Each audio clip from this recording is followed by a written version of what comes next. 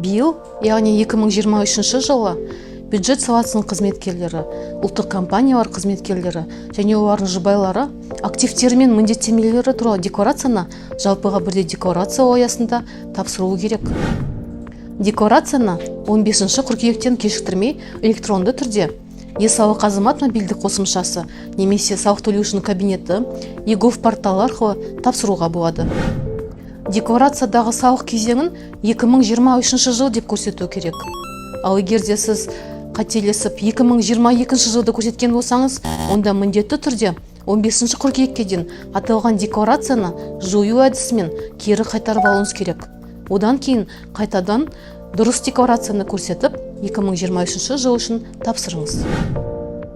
Қате тапсырылған декларацияны кері қайтарып алу үшін e-салық азамат мобильді қосымшасы салық төлеушінің кабинеті арқылы тиісті өтінімді толтырып жіберіңіз.